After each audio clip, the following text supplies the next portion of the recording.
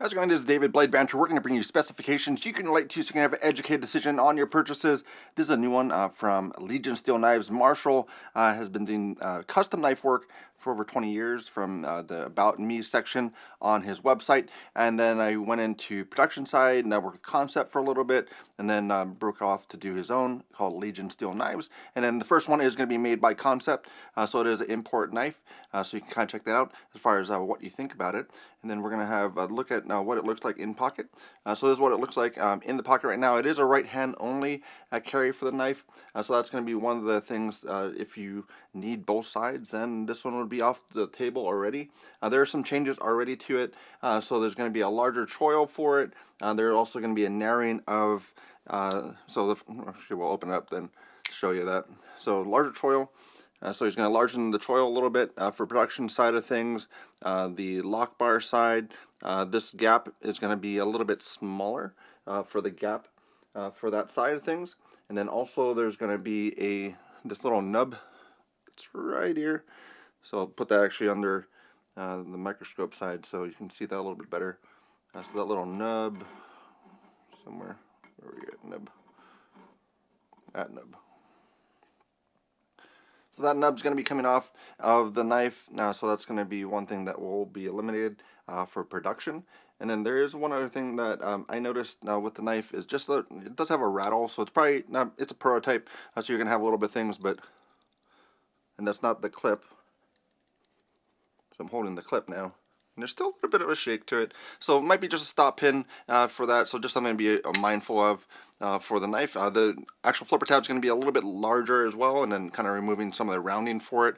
Because that is one thing that if this was how it came right out of the box and this was production, then I would say it's not something to pick up because it just takes a little bit to get used to for any knife. But this one, like, you almost need to get kind of the side of your finger into the notch to be able to deploy it.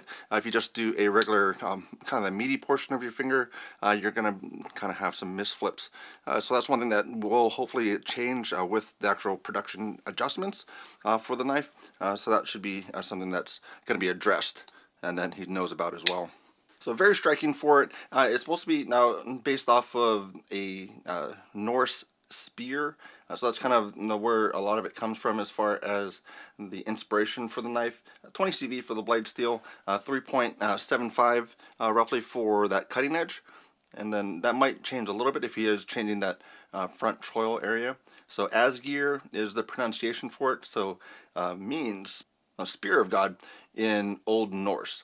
So that's where it comes about. It's supposed to be available this month, so I'm not too sure where he is for that. On the website, there still is some pre-orders going on. So as far as when the fulfillment will happen, that's where I am not too sure. But we'll go over to the website to see kind of what they have for it. So you do have the option for the pre-order side. So $335 is the pricing there. And then reservation only is $150. So basically this is going to be kind of a half payment, and there's going to be the full payment for the product. So $335 is the price point that you're looking for the product. And a few different variants available to you. And then for Marshall, so this is going to be what he looks like. So this is on the Kansept website, so you can see as far as his goblin, what he now had before with Kansept. And then I did find some custom ones on Arizona Custom Knives. So this is the Noble knives. So these are some of the customs that he was working on that's available on the market. Some are sold out already, but it's what was listed on their site prior.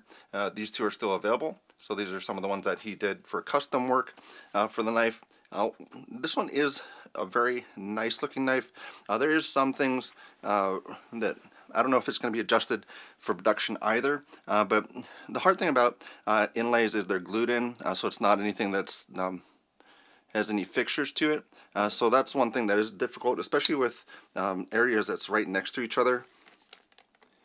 So if you just run your finger over it, basically this side of the scale is flush with the metal, and then this side has a kind of a gap. So you can run your fingernail over the top of it. Other than the top here, very barely there for the gap, and then on this side it's not there. So that's where it's hard to get this just everything to line up really well. So kind of it's a nitpick for it, but especially if you're going to be paying that amount of money for it, that might be something that you're looking for to see if that is all dialed in. And so even looking at this close, it's kind of hard to see some of that variance, but once you have it in hand, then that's something you'll be able to see for yourself to see if that's something that would bother you or not. So just trying to get as much information out to you as possible that I could actually communicate through a video format because you don't have it in hand, so it's kind of hard to determine for yourself. For sizing wise, this is going to be basically a women's hand, and then that's going to be kind of the sizing that you're going to get. So kind of put it in perspective as far as you know what size glove you wear roughly. This is kind of a rough thing to get it understanding as far as how this might be for you. So that's the large size hands all the way up to extra large to see kind of just where it's going to sit for you. For me, I have a large size hand, kind of thinner fingers I guess it would be than normal, but that's going to be my hand size, so it sits right on there. So squeezing it, you do feel a little bit on that ridging, but in use wise, that's not going to be too noticeable. The tip angle on it, so in going through box and everything else, it's about 30 degrees to get that tip into a box to do the cut open.